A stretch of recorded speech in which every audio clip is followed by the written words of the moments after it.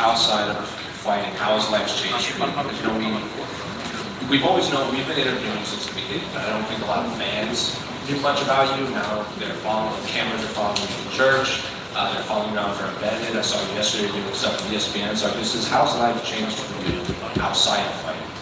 I don't really know yet because I'm back in camp already, so I don't really go outside like that. So maybe after this fight, I'll feel good. Do you prefer fights like this? Like, because I'm sure you want full camp or anything, but you know you don't have to dwell on it. 8, 9 weeks. You don't have to do rounds and rounds of media. You just get to show up, cut weight, and fight. Do you prefer these short notice fights for a fight like this, or would you have preferred full camp? I mean, like I said, it's not a short notice, I would say, because, you know, 3 weeks is plenty of time, and like I said, shout out to him for giving me a chance to fight with him, so, you know what I mean, but yeah, the media work, you know what I mean, I rarely do this, like, You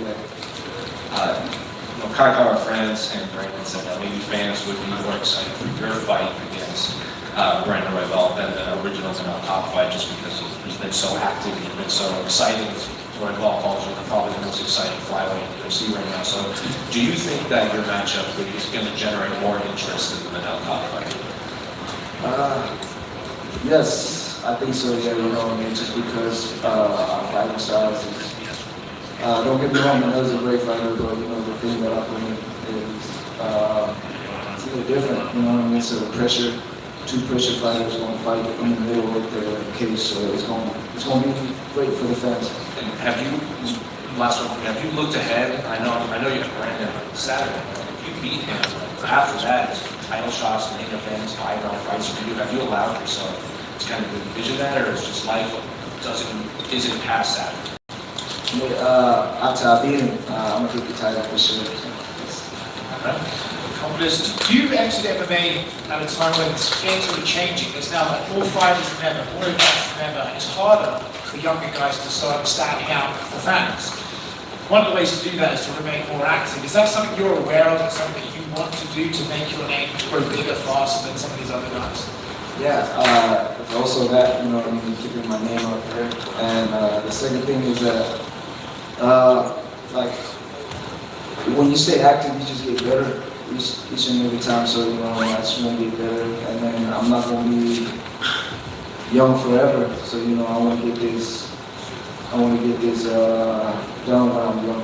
And you're talking about title fights already, and you just acknowledge that you're young. Is part of you not thinking maybe, we'll start growing, and when I'm ready, I'm ready? Or do you really truly feel ready for that belt right now? Yes, if they call me today, I'm ready.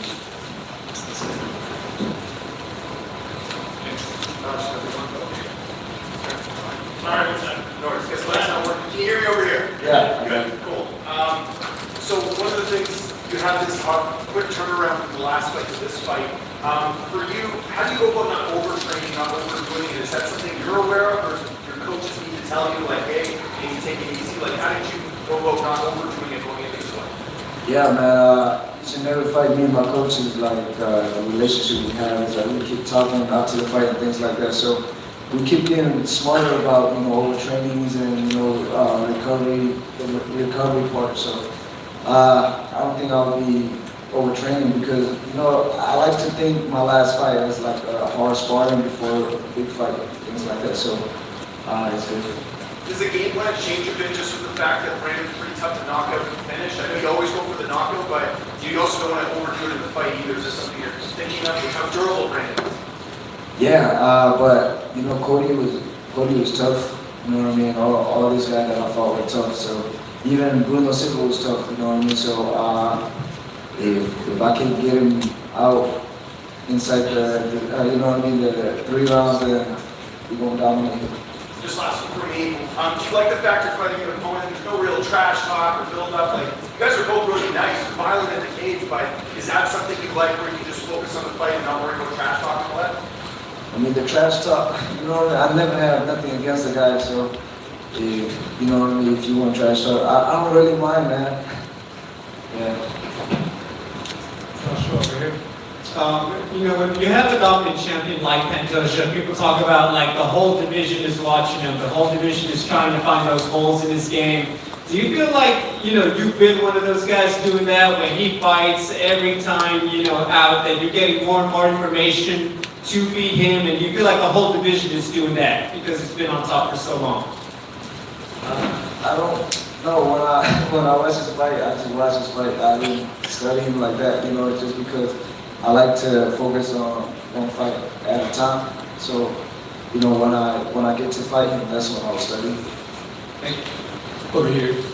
Josh, a lot of people find it unfair that the champion Pantoja is pound for pound ranked number 10. Do you think he should be ranked higher?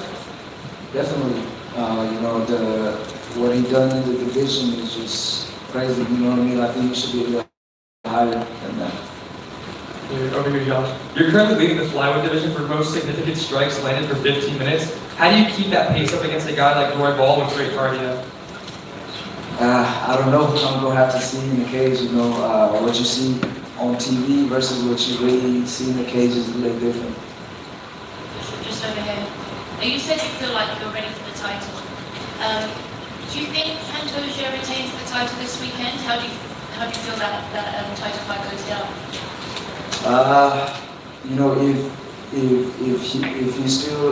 If he stay champions and I get to fight him, that would be ideally right. But I think this fight against Kai versus him is 50-50, you know what I mean? So whoever won the fight, they're gonna have to see. How do you feel you match up with either of them? You said what? How do you feel that you match up with Pantoja or Kai? I haven't studied them, so I gotta get past Royval and then we're gonna do the study. And do you feel it's important to put on a standout win this Saturday to be able to call for that title shot? Yes, definitely. And last one, can I get a prediction for the main event? How do you think that goes down?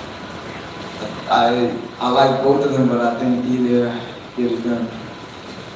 Josh, just one, brother. I don't know if this one's been asked yet, but are you going to be weighing in at championship weight this weekend? Because we've seen stranger things in the past. If somebody was to fall out, not only could you jump to that title shot, but you could have the opportunity to tie John Jones's record as being the youngest champion ever exists. Yeah, I'm definitely going to make 125 next year. Hey Josh, good morning Josh. You're one of the biggest prospects right now in the nation, and you are becoming slowly a fan favorite.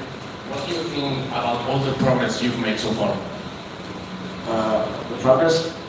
I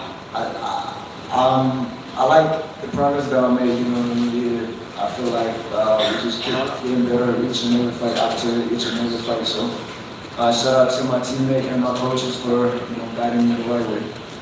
And obviously you're just days away from possibly your biggest fight in your career. I wanted to ask you, how do you feel about this opportunity and the fact that you are part of the international fight here in Las Vegas? You feel great, man. But like I said, ain't no fight is too big for me or too small for me. So I look at every fight as the same. Thank you, sir. Thank you. One here in the back back here. A lot of people in assessing the fight have suggested that Royval is going to attack taking you to the ground. What have you done to prepare for that scenario? Like I said, if we go to the ground, then Josh Van submit Brandon Royval. So, thank you.